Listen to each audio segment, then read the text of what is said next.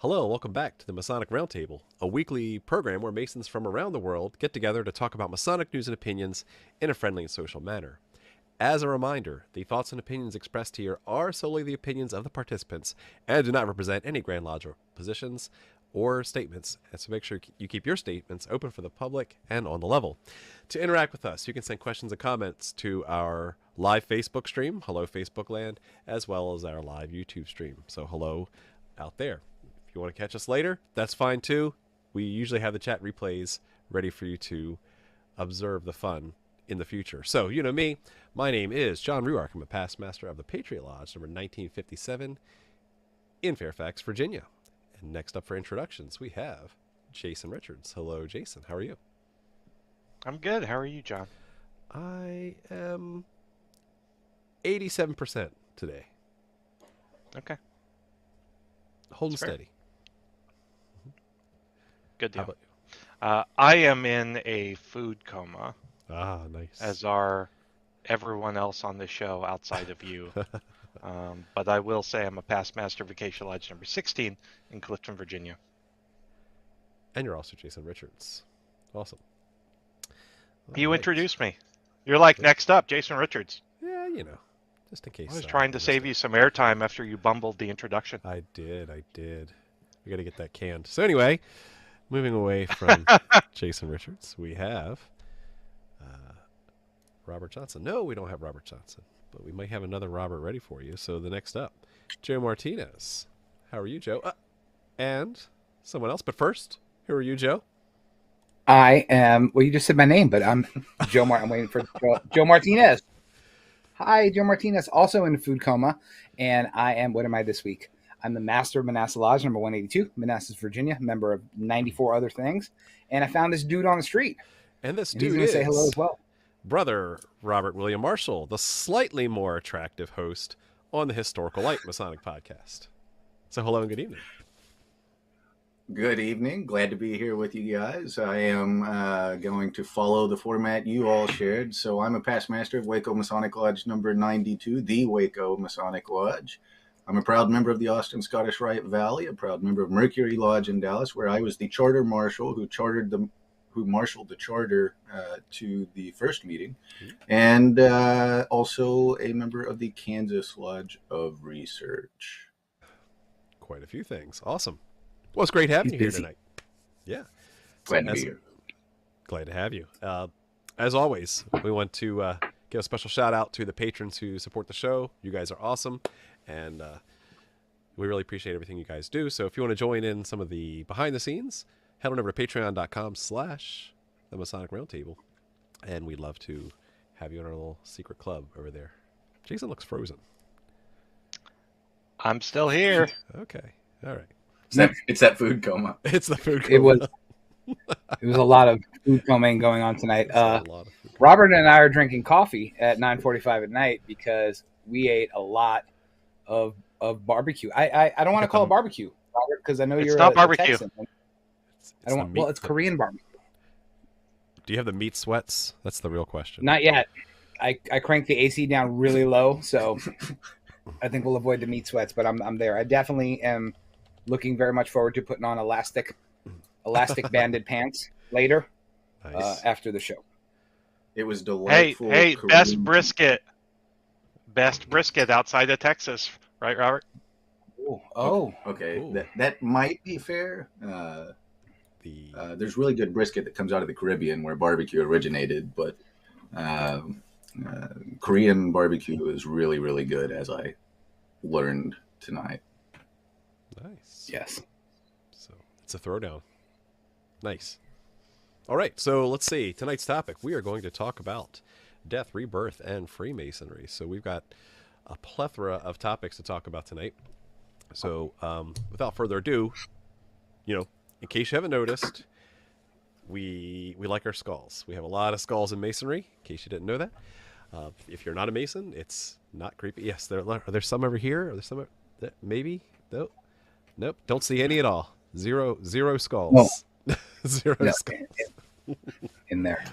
Yes. We like skulls. We like skulls because, not because it's cool and goth and You know, it's the cool thing to do, and it's a fun Halloween thing. Despite what many in Masonic leadership say. What are you drinking out of there, Joe?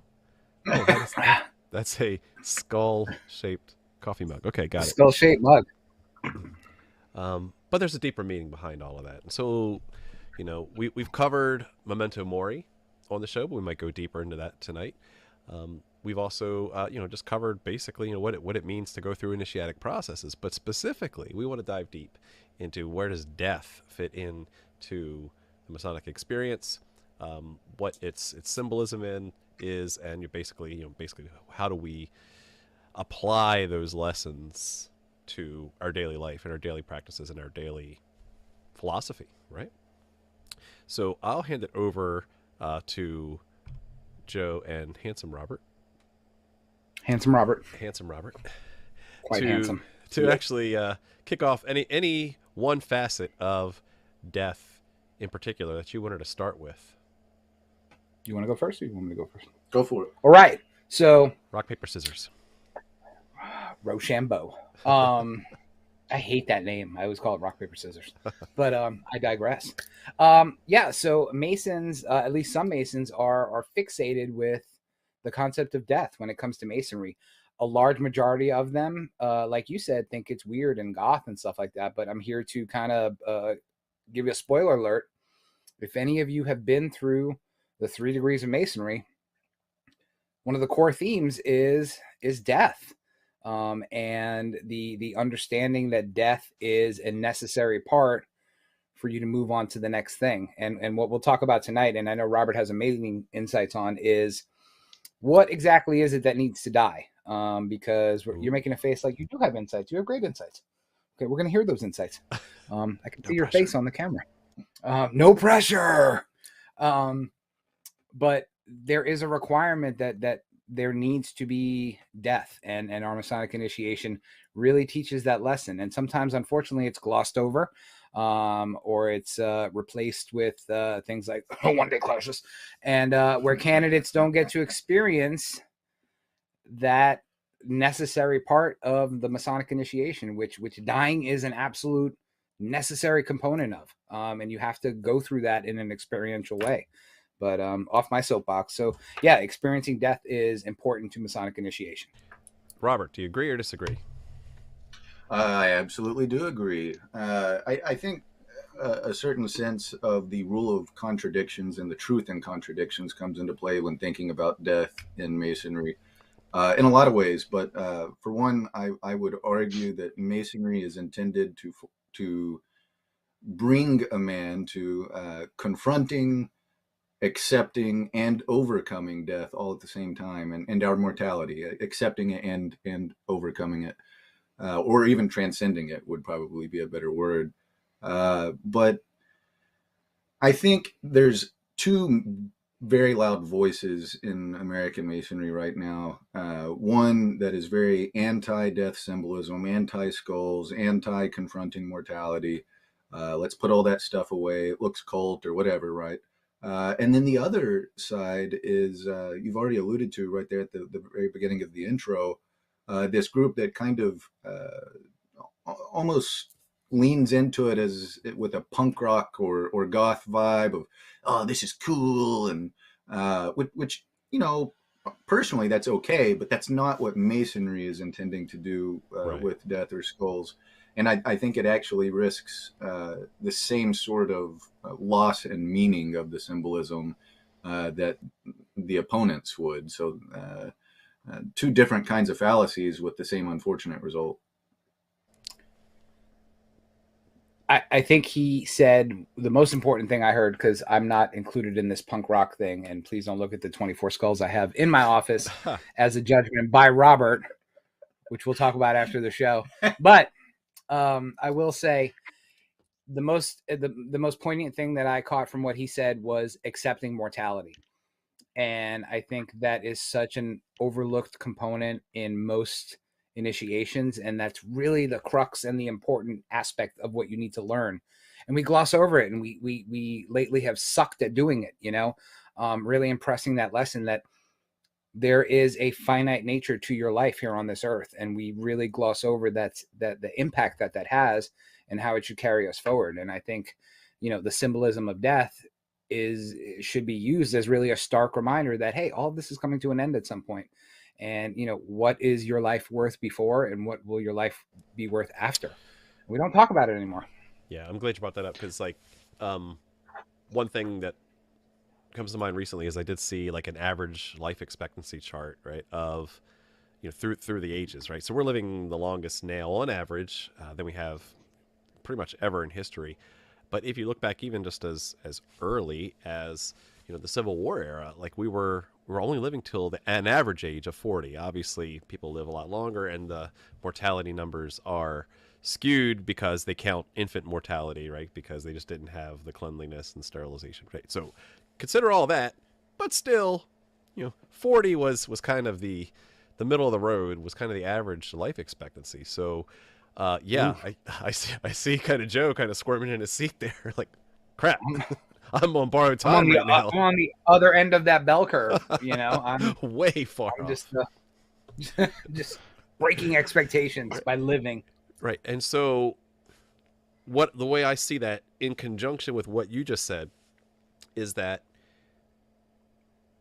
we have a reason. We have to have death in our face in order to live. Seems very paradoxical, right? Mm. But when we were living back in the mid 1800s, death was a common thing. It was very, in fact, it wasn't even hidden like it is today, where death in modern times is very sterile. It's handled at a hospital. It's not, you don't die at home very much anymore, right? At least in a common practice, unless it's specifically requested. So death is always now outside of even the family view, where it was not that way. Like, death was a common thing. It was in your face. It was something that was ever present. And so that gave us a reason to focus on what it all means, right? What is this whole thing about? Like, what is existence? When you get into these real deep philosophical experiences, Joe? Well, you just that basically we can just end the show right now, right? That's the whole purpose of it is right. Is that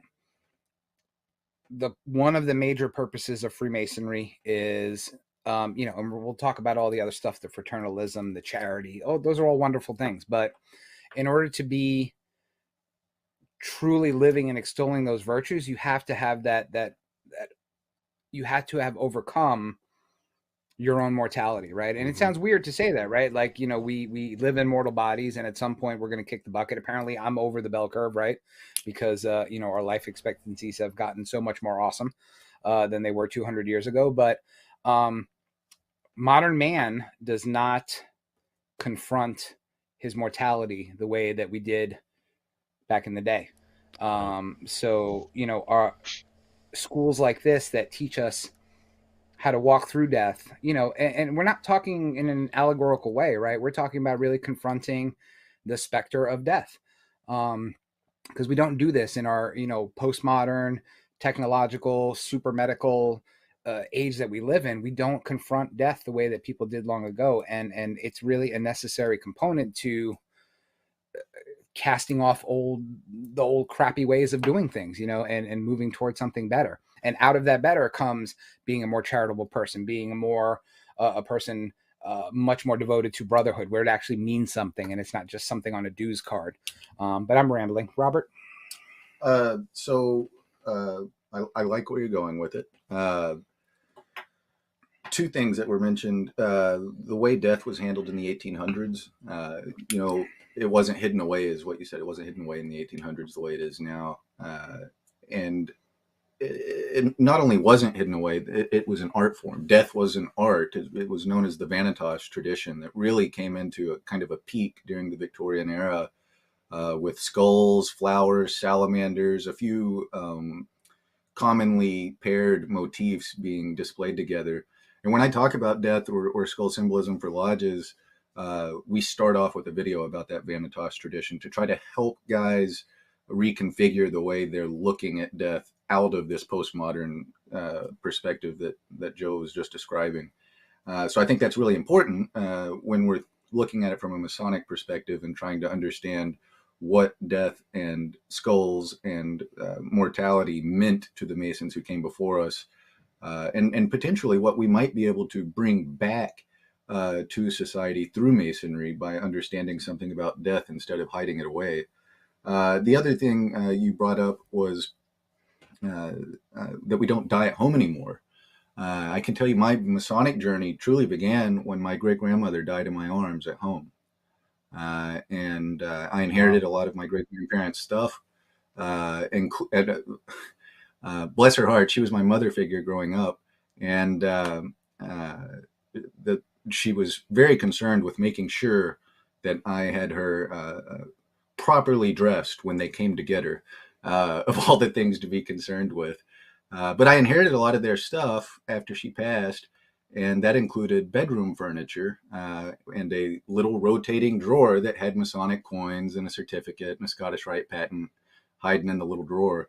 And that's so my Masonic journey personally, is why it's an important topic to me, literally began with the death at home of a Masonic widow, for that matter. But up until the 1900s, when the funeral home business and that sort of stuff really came into full maturity, Masonic lodges, among many other things, really were something like a funeral home service, especially across the American West, where, these days we're quite familiar, if you're an active Mason, with Masonic graveside services. But back then, it was expected that you would get to your lodge, you would open lodge. The brethren would sometimes guard over the deceased brother's body for multiple days at their home. The body would sometimes be displayed at the lodge after transporting it from the home. There would be an anti-burial service that was usually, there was a ritual in place for how it was supposed to be done. Singing and a celebration of the brother's life, as well as meditation upon mortality, before then proceeding literally in procession to the grave side to then do the funeral service that has now become all we do, if we do anything. So we, even in Masonry, we've really kind of hidden away this tradition that used to be very rich and used to be very important, again, across the American West, where that might be the only thing a man got when he died on the frontier. Wow, I mean, that's fascinating with the set of traditions that were held back then. That, again, you don't see very commonplace today. How about you, Jason? What do you think? Broad question.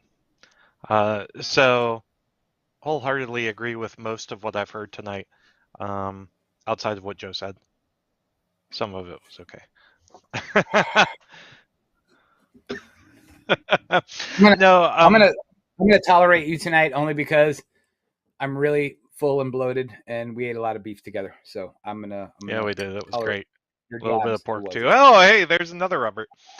Oh, so I have to agree with the idea that, we've gotten comments on the show like, hey, what's up with all the skulls? Why do you do that, like, weird, creepy stuff? And to me, very much, it is an ever-present reminder that I don't know how much time I'm going to have left. I don't know what's going to happen once my time is up and I transition out of this particular existence. And so that reminds me that, at all times, I need to try to treat others the best that I can. And because, my personal spirituality really revolves around, treating others the best that you can and helping others. And so to me, this is an admonishment of the seriousness of that charge and that duty. You can start anytime, Jason. Just They can let you know that nothing's holding you back. Present if you want to start, company excluded. We're waiting. So, John, no one likes you. I don't know why we put up with you. I'll see myself. You were adopted. He runs the. Wow, very sassy tonight. But I think that to Jason's point. Hi, Kettle. I'm Pot. Yes. To Jason's point, it's he said it best when they're meant to be stark reminders. I usually do. Yes. Take a time out. 5 seconds. It really is a stark reminder, and I think we as a modern society, and some of you watching tonight may get offended by what I say, but wow, did you just boot him? Oh, I love you. So I think we as a modern society, we don't confront death for a lot of the reasons that we talked about. And I'm sorry to say, boys and girls, a lot of people are still afraid of death at many points in their life, right? Whether they're young, whether they're old, there is a very common fear about death and dying. And I think that the symbols that we use in Masonry, they're twofold, right? One of them is to teach us that you have to confront death, whether it's a spiritual death or an allegorical death. Eventually you'll get to a physical death. Nobody can avoid that, right? But if you can at least understand the concept of overcoming that fear of death, it goes to what Jason said. Some of those more awesome parts about your nature will start to come through naturally because you stop caring about the trivial and the banal and the really boring bits of your life. So it's kind of mandatory that we all get there. So I'm going to ask a leading question then. Go ahead, Jason. Finish your thought. So I'm probably going the same place you are. Well, so again, where I'm going just to help move the conversation, shifting the needle is, so what's so special about death, right? If it's this milestone that we're all going to hit sometime, what's there to look forward to? What's there to really gain from getting to that milestone, right? So if you really step back and look at it abstractly, right, that there are religious traditions, right, that there is hope for something beyond. And we've talked about some of the dogma that comes with Freemasonry, where most Freemasonry in the United States, at least, has the dogma of hope of immortality. And so it doesn't mean that death necessarily is the end. It is an end, but also a continuance or a beginning of something else. And again, every religion has maybe some kind of flavor of a beyond, if you believe in the immortality of the soul. So then let's pull a thread on that. Like, so what's so special about death then? So that is not where I thought you were going with this. Just trying to move it along. But to tag on to what Joe said about losing the fear of death and that associated with a complete change in your mindset and your goals. That's exactly where I was going with it. Because why would you fear death, right? If you thought that was the end, right? Or the opposite's true, right? Why would you not fear death? Because there's something else beyond it. It is not necessarily an end. So it ties together pretty nicely. So I always look for empirical data. That's why I'm big into historical criticism of the Old and New Testament, because it's like, cool, that's one source. Now, what do we have that corroborates it? So the question is, okay, what empirical data do we have on death? Because not many people have come back. We can't do surveys. Yeah, exactly. Not too many people come back, except they do.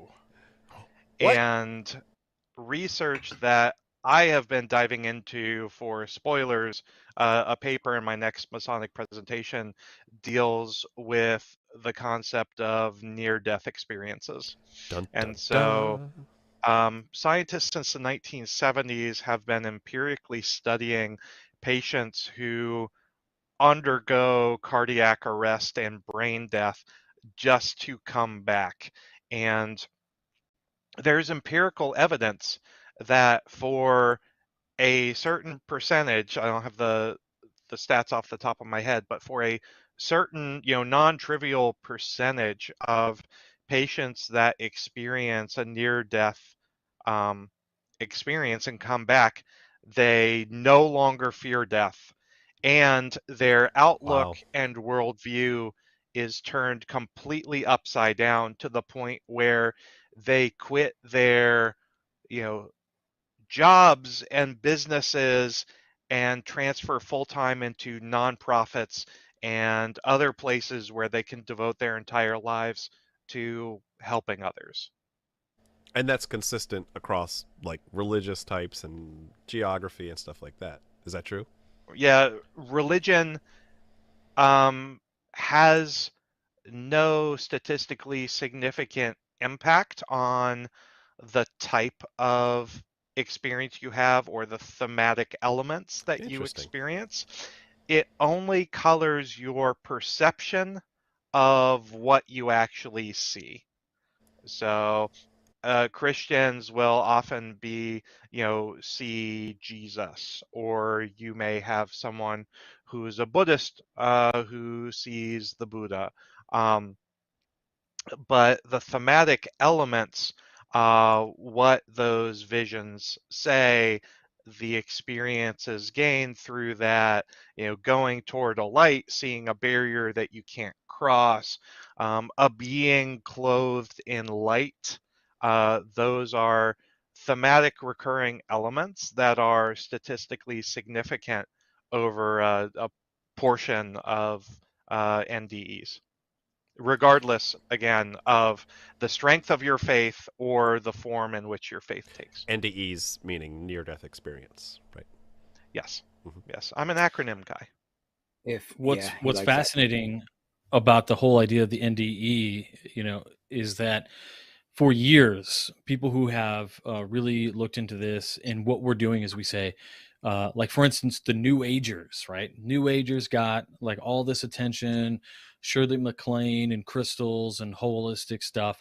That's what my mom is still like that, and they had this great uprising, 60s, 70s, and even into the 80s, big time.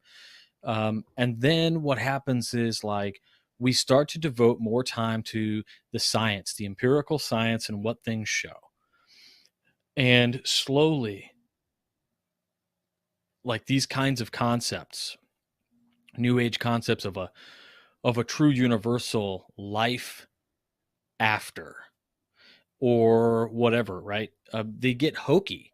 And people start going, "Oh, I saw the light. I saw the light. Just go to light." It's really cliche today to think about this stuff. But as Jason points out, we have the data to point this stuff out that based on your geographic location and religion, the experience kind of contours itself for you. Now, what's interesting about that is we've always seen like these sci-fi movies or whatever where like the alien basically shows up in front of somebody and goes, "I took the form that was comfortable for you." Like, so in that same way, this is what's happening. But here's the crazy part is that we've always said, oh, this is likely just the dying of the brain. This whole vision is like the last bit of chemicals rushing from the brain and closing out visual cortex systems and all these things in your hearing. And this is why you see the light and all of these things. And you would read this and go, man, that sucks. I really thought we But had something. science. But science says Science. no. Yes. No. Your brain is already dead, has already ceased all known electrical activity, and yet It's people done. come back and say, I separated from my body. I was up on the ceiling watching what the surgeon was doing, trying to resuscitate me. Totally. And And there so is no we have scientific explanation for why that is, be it entheogenic substances, DMT, or like the last vestiges of brain activity. I too have watched Doctor Strange. well, what's totally wild about the whole topic though is that this whole like out of body experiences and things, there's evidence to suggest that some people are more susceptible to having those experiences than others, right? And just whether they're the type of people who grew up or more open or more accepting, there's the whole thing that, like, if you're open to a topic, you're more apt to, like, be open to it happening and, Right. and feeling it and being in the moment. Right. So, like, my mom used to practice like out of body meditations and things. And growing up, I used to do those too. And so when I started getting into meditation and stuff after Freemasonry, I talked to one of my mentors, Tom Beaver, and he was like, "Oh, you can already do this?" And I was like, "Well, kind of. I do these couple things." And it's just a really fascinating thing that I think most of the world probably looks at, especially in the West, and they go, "You're crazy. There's just no way you're having an out of body experience." But for the people who have had them, who've had near death experiences, I think, you know, there's just nothing that can compare to it. I've often brought this book up, The Master's Lectures. This is, I think, a second printing. And this book was printed anonymously by various masters of Evans Lodge, number 524 in Evanston, Illinois. And it's a fantastic book, and it's set up in such a way that each month, it's like 12 chapters. Each month is a theme, and you could really just go through this book your whole year as a worshipful master and discuss the topics in here and assign readings. In fact, we've done this. And one of the first months that we were in was December, because we chartered in November, and December's topic was immortality. And what I found absolutely amazing with the writers of a text like this, right here in the Chicagoland area, probably the same kind of grumpy past masters that we all think are, not spiritual, not of the same mindset, right? They have written some of the most really engaging and interesting things, on topics of immortality. If I may read just like one of the last paragraphs in here says, "To fortify and as far as possible to impart this hope," right? So life after death was the great aim of ancient wisdom, whether expressed in forms of poetry or philosophy, as it was of the mysteries and as it is of Freemasonry. So they're making some bold statements, but knowing that we shall live forever and that the infinite God loves all of us, we can look on all the evils of the world and see that it is only the hour before sunrise, and that the light is coming, and so we also, even we, may light a little taper to illuminate the darkness while it lasts and help until the day spring comes. And so this whole thing, like eternal mourning, it's just we read about all of these concepts in world religions, and then you get like new ageism things that come in, and then you have guys in Freemasonry who talk about this stuff, and we connect it to the mysteries. And yet it's like, okay, death in Freemasonry, we're all like, hey, yeah, the skull reminds us we're going to die. We got to get it all done. But more than that, it's like, yeah, get it all done to help the people who are here right now. But also you don't even fear it anymore because you've already been put through the ringer. Right. And I'm just curious on Joe. I want to hear about Joe and the mysteries and death. Yeah. So that's a big one. So no, you hit it. You hit it right on the head. When you said that we've confronted it and it's there, and I think there's two schools of thought, and I would love to hear what Robert has to say on this. There's two schools of thought when it comes to death in Masonry. There's the one train of thought that the American Judeo-Christian mindset has, where the hope and immortality aspect of it, right? It's like, let's do the good things now because we are hoping for that sunrise that comes tomorrow. But then there's that other school of thought, and they don't have to be separate. They can be one and the same, that we go through a process of allegorical death, to get rid of those rough spots in our nature so that those more divine aspects can come through today, not tomorrow, not when we're in a cloud somewhere, but today and right now. So there's two different, like I said, I look at it as two different viewpoints. Ideally, you'd like to do both, but we're only here for a certain amount of time. Roberto? Yeah, I'm keen on especially that last bit of ideally you're trying to do both at the same time. Again, getting returning to what I said before about the truth and contradictions being key for understanding death and that kind of symbolism in Masonry.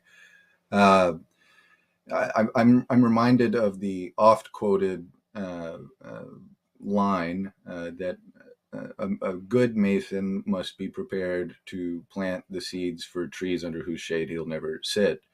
So some amount of this is about understanding we're going to die, and that if we do good things to our neighbors and act upon the square now, that there will be long-lasting benefits to society and to our fellow man that outlast our current lives, which, while we have to accept that we're going to die and not get to enjoy those ourselves, also means, in a sense, we will be transcending that death through the fruits of our labors.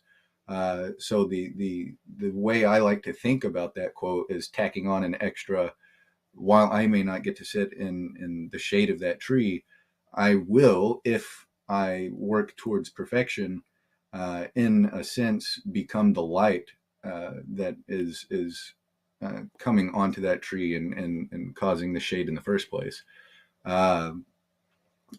So it's both. We're doing it for the now and for the future. And Masonry, we say, breaks down the kinds of barriers that would keep people perpetually apart. I think that means physical distance. I also think it means temporal distance. And in death, if we are able to do the impossible of accepting and transcending it, then we're effectively transcending the two main ways in which we experience reality as human beings, those being physical distance and time.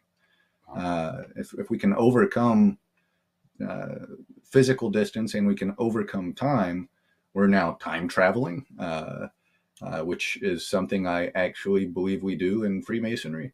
And we're also physically breaking down distances. Like right now. Yep. Hello. Absolutely. Exactly. All right, I got to hear more about this Freemasonic time travel. Time traveling. I got to hear this. So tell me your take.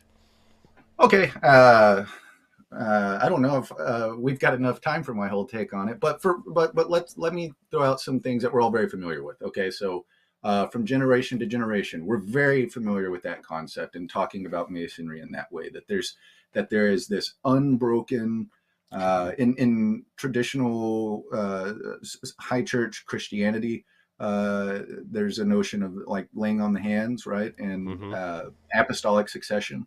Well, there's a similar notion in Masonry, a Masonic succession, if you will, of this unbroken chain of light and knowledge that we pass from generation to generation. We also refer to time immemorial and how we're carrying forth and working with something from time immemorial. So I think there's a lot of phrasing and a lot of more or less touchstones in our ritual and in our traditions that suggest we're doing something to break past the barriers of time itself. I think it's fascinating. And then there's also some casual ways that we often refer to it, and I think don't actually think about. But one of the most common things you hear in Masonry that guys are excited about or gives them passion for Masonry is, even though it's changed a lot, depending on where you are, more or less, the notion that, well, last night I knelt where Hiram knelt, or Right. I took the obligation George Washington took. Yeah, I'm glad you brought that I up. believe that if we effectively perform ritual, Masonic ritual, we're not just doing the same thing that, say, Desaguliers was doing 300 years ago. We're doing it with him. You could say we're doing it with him right now, or we're doing it with him then, but if we are breaking time, It's not now or then, because there's no such thing as that placement in time anymore. So there's this, the way I see it, a communion of Masons across time and space, that we're all performing Masonry simultaneously. I love it. And if we die, and I think it was RJ said most world Wait, religions even the have had some- Clandies? RJ said most world religions have some kind of concept of this immortality or what happens after death, and these different versions of it. But there's a return to eternity, and there's a return to timelessness, which is one of the classical divine names of God by Pseudo Dionysius. If we're doing that, we are, when we die, becoming immortal, or immortality itself. So it's less the way we talk about it, having a soul that's immortal, and more that our soul returns to being immortality, and we're all one. And Freemasonry over and over and over again points to that, even mathematically with geometry and the tetractys and that kind of stuff. These concepts that are found universally, that's what we're reconnecting with when we transcend death. I love it. See, when you were talking, you reminded me, one thing that jumped out at me reading Chris Hodap's Solomon's Builders. He wrote this book in preparation for Dan Brown's The Lost Symbol, about all the cool Masonic stuff in Washington, D.C., so he tried to get ahead of it before all the book delays, talking about what is actually truly Masonic in Washington, D.C. But in true Hodap style, he's an excellent, author to spin a story, and he begins the very first chapter as you were watching George Washington go through his Masonic initiation, and he ends the first chapter by saying, "Look, we don't know exactly what ritual George Washington went through, but we have enough exposés of that time frame, and we have enough knowledge that we could say even today George Washington would be familiar with the way it's practiced today if you have good ritualists." So I love that point, because you could either rewind to G-Dub's time frame or fast forward him into here, and this tradition has kept the fraternity across temporal boundaries. I think that's awesome. So thank you for sharing. Well, that. Yeah, to your point, just to chime in, because I want to hear more about time traveling, because it's awesome. You said something really poignant, and I think this is where I'm a big ancient mysteries guy. Everybody knows that, right?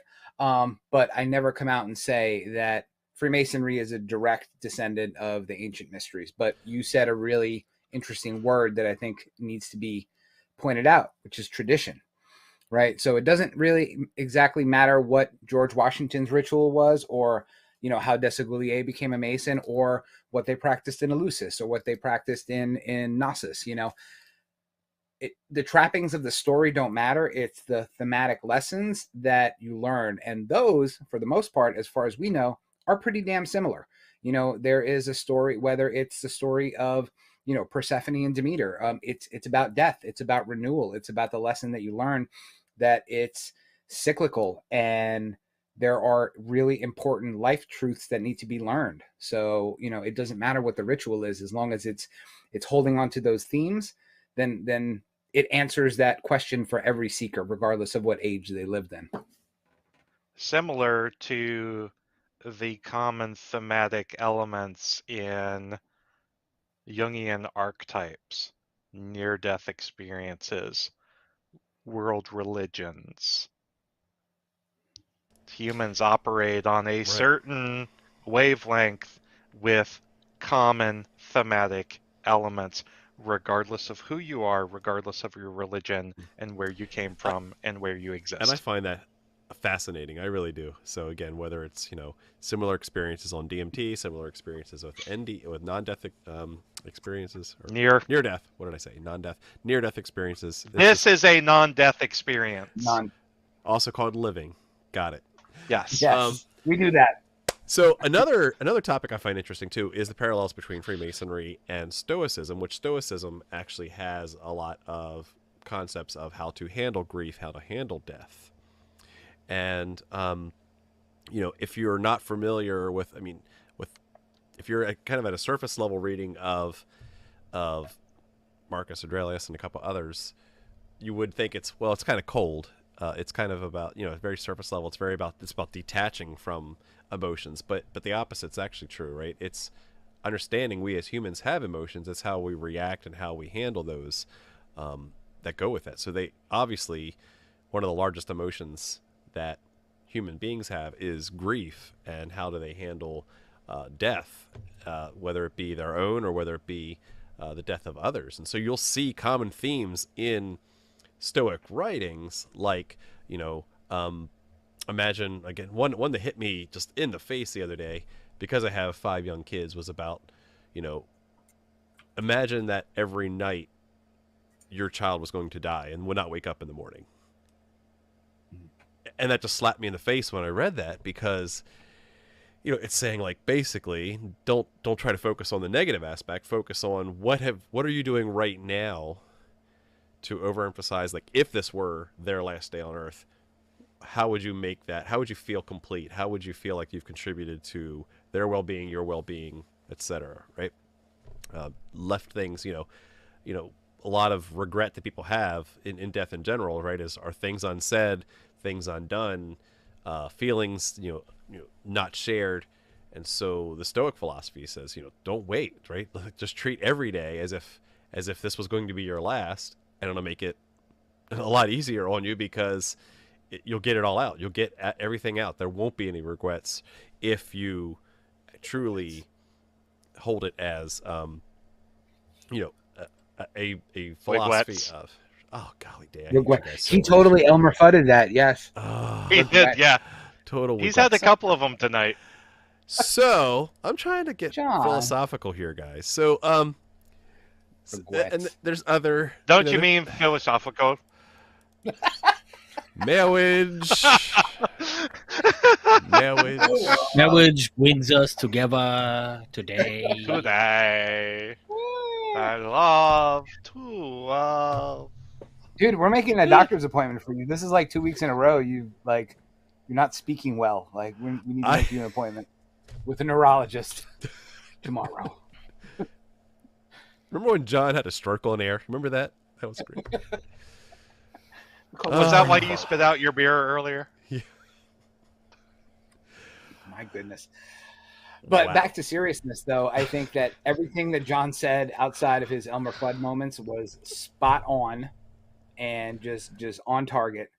And I think the point that we're all trying to make is and I'm glad that you brought the Stoicism aspect to it, because again, we in our modern, I hate calling us a fraternity, right? I despise that word because I don't think we are.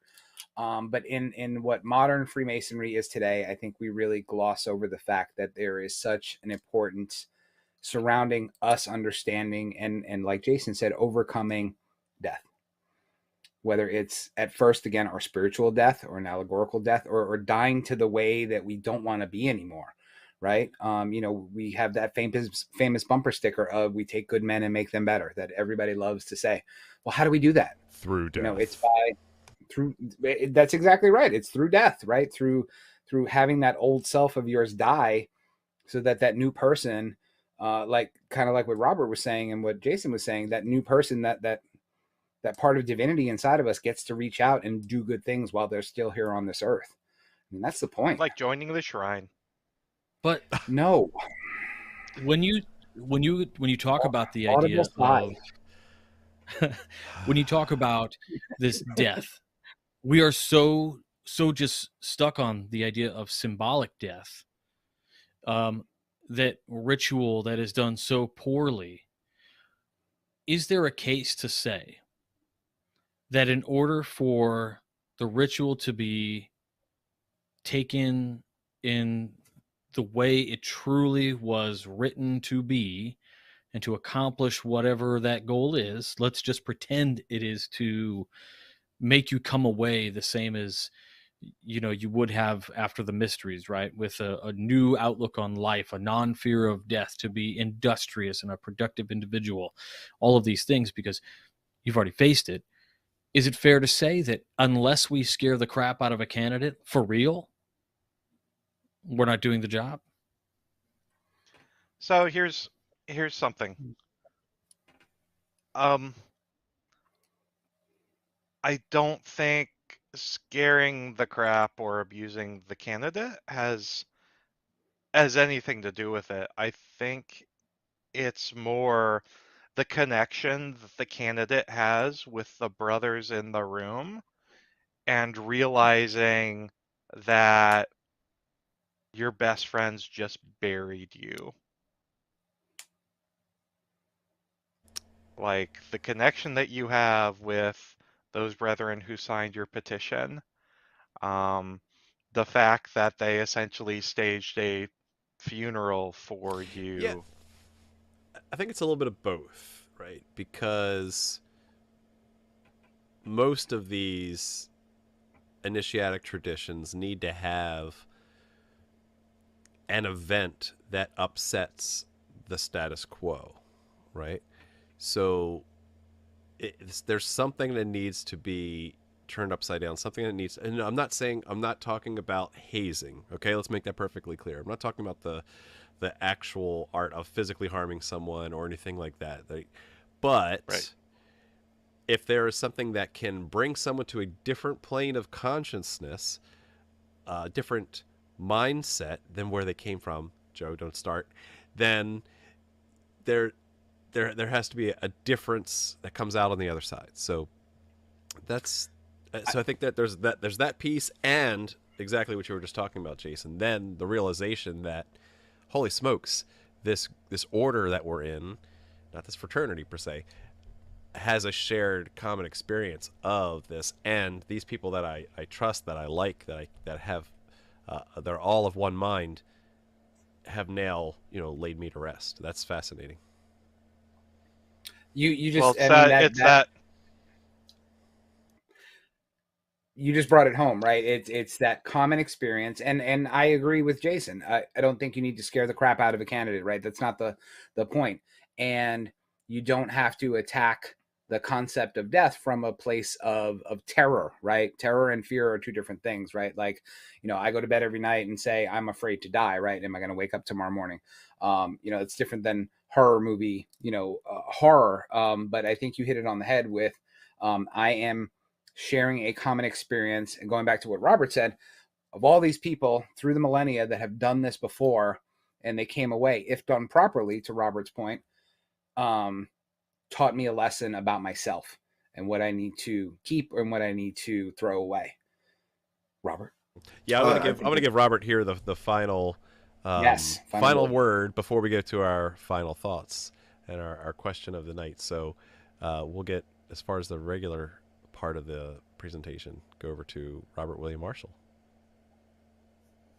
I think that was beautifully put by Joe. And I forgot where I was going to go with it now. But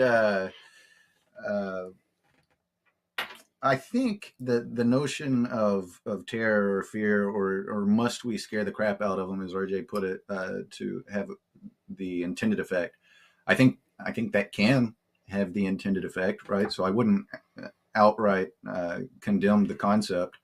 But I think what I would say to try to more precisely describe it is if they're not uncomfortable during the process, then we've done something wrong, or they haven't allowed something to happen within themselves, as Joe said, to learn something or confront something about the self, specifically, because the self is an important part of this. The self is dying, and the self is also becoming more apparent to us at the same time. So it's going away, and it's coming to the forefront.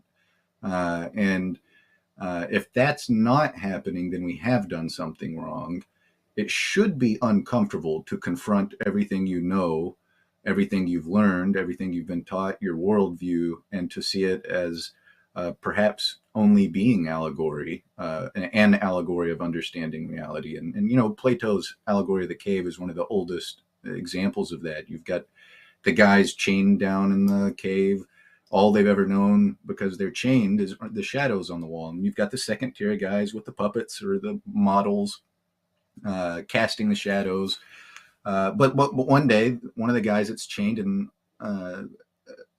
his whole reality being the shadows of cows or animals or trees or whatever it is, you couldn't convince him that those aren't trees. That's all he's ever seen, those shadows of tree-shaped models. But he gets unchained, he gets dragged out of the cave, probably has to be dragged out because he's being torn away from the only perspective of reality he's ever had. He's cast out of the cave, he's blinded by the sun, which would be blinding and painful, until his eyes settle and he starts to actually see trees and actually see cows or deer or whatever. I'm from Texas, so cows are important. And so for the first time, he's seeing reality for what it is, apart from his self, or the self-centered perspective he's had on it, those shadows in the cave. Then he goes back, and he's put back into the cave. He's chained back up with the other guys, and he starts trying to tell them, hey, back there's this opening and this really bright light, and there are actual trees. And what do you mean there are actual trees? There's actual trees right here. And I think that hurts. It's painful to go through that initial process of being dragged from your perspective and seeing reality for the first time. It should hurt, and it's scary. And if you're going through certain portions of Masonic initiations and you don't have some amount of fear, that's weird. There should be something like fear bubbling up in you.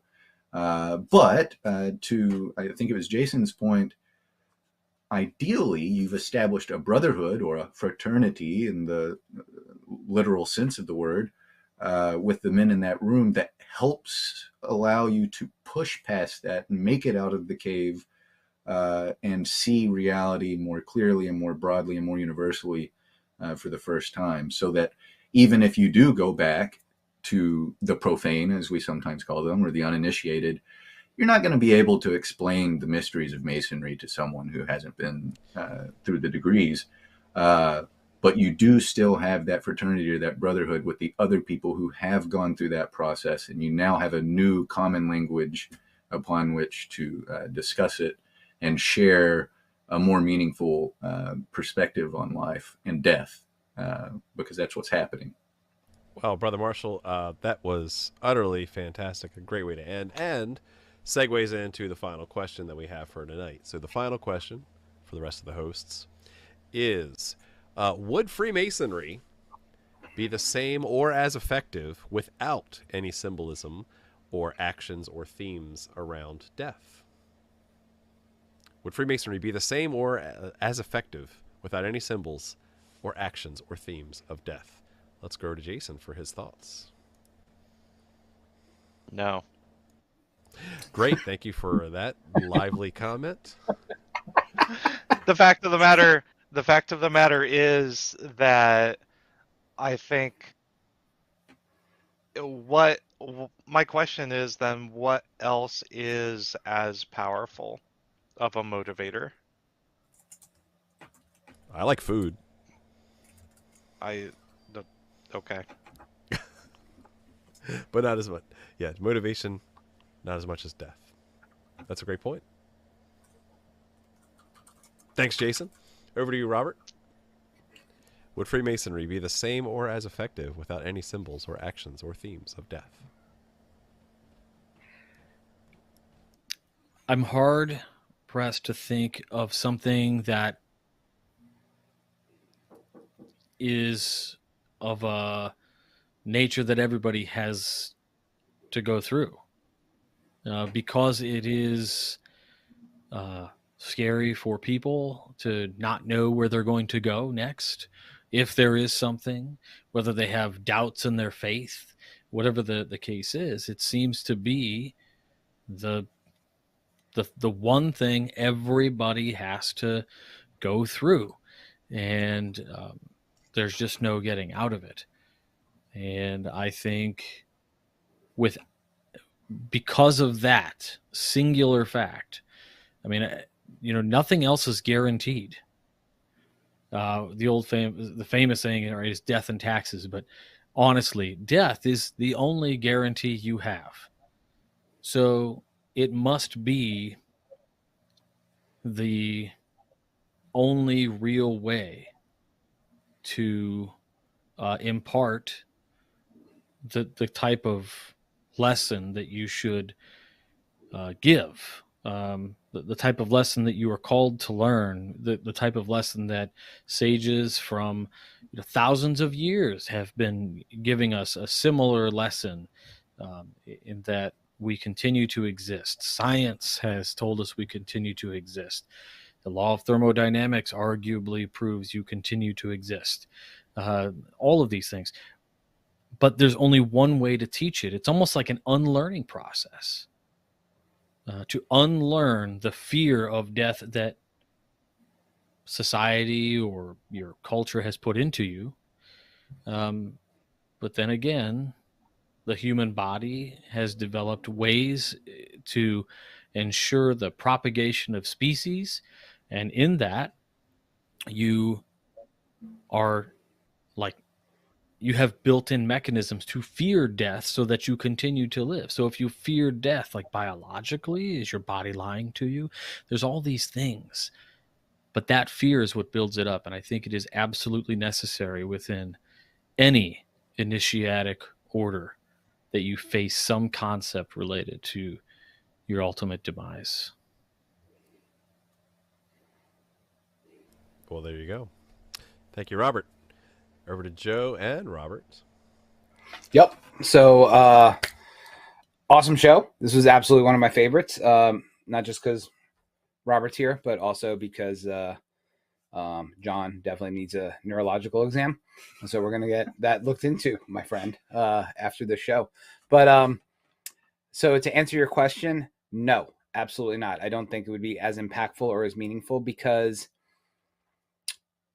we as human beings are constantly full of things, right? Our lives are full, our days are full, our brains are full of stuff. So the only way for something new to come into it is for some part of you to die, or some part of you to shed it off, right? So if we want to do and be the change that we say we want to be, some part of you has to stop existing to have room for new and better things to replace them. So I don't think, as RJ said, there's not a better, more universal teaching tool than to have initiates or seekers confront death and learn from death and learn what parts of themselves they no longer need to be that better human being. Robert. I share the opinion that it would not be the same without some sense of death and rebirth. We had the Scottish Rite, the York Rite, we've had the Egyptian Rite, the adopted Rite, rites. We also have the last rites, and that's the Masonic funeral services. It's something that the Catholic Church took issue with in the 1700s. I've seen it talked about, and I like seeing the Masonic funeral service talked about as our final degree in this life. We, in a sense, get to cheat the system when we go through the third degree of Masonry, and we get to experience the sorts of things we've been talking about in this episode. And I think we're very fortunate for that, because it does allow us to shift our perspective in a positive way that makes us better. It transforms us. It truly does. It has been said on many stages, Masonically or Shakespearean, that death is that undiscovered country from whose bourne no traveler returns. We did. We came back, in a sense, whether it's allegorical or literal or whatever. I think there's maybe no difference between the literal death or allegorical death from a certain perspective. So without that, I think we would be a very different thing altogether. It just wouldn't be the same. Awesome. Well, thank you, Brother Marshall, for joining us tonight. This has been great to hear some other fresh perspectives, especially from Joe Martinez's office. We'd always like to have an alternating point of view, so that way we're not limited to just what's located there. Just Joe. Just Joe. Yeah. Thanks, Elmer. Thank you. You're very welcome. All right, over to me. Final thoughts on that. Let's see. So I guess theoretically... Good night, everybody. Oh, gosh, I hate you guys. So theoretically, you could be influenced by the monomyth, right? By the hero's journey, and it not have to result in necessarily a death orientation, a death connotation. It could be some sort of lower, which you push through and come out to the upper. Maybe that's worth discussing in another topic of TMR. So I'm trying to find a different viewpoint than saying obviously death is a key component to the Masonic experience. But it is. But it is. So you're right. Right. So that's my stretch as far as trying to go outside of the obviously answer. Freemasonry would be different. And yet we have Masons that don't absorb the impact of what the ritual is there to, to share those virtues, right? We have, again, loosely paraphrased from a Mark Twain quote that I love is, you become a Mason twice, once when you're raised and then again when you find out why. And then the third time, John, when you buy the correct number of gun raffle tickets. That is true. Yes, it's the correct number is 7. 7 gun raffle tickets will get you to the ultimate level. 100. Somebody better tell Texas that it's only 7. It's only 7. It's only 7. No. 7 per raffle. Per raffle. Yes, obvious. Yeah, so there you go. Death is a key component of any initiatic process, more especially this of ours. So with that, I hope all of you live a nice, long, and healthy life, but also do not fear death, because it is the grand leveler that keeps us all equal and then gets us ready for the great beyond. With that, I want to thank you all very much for watching and keep searching for more light. Have a good night.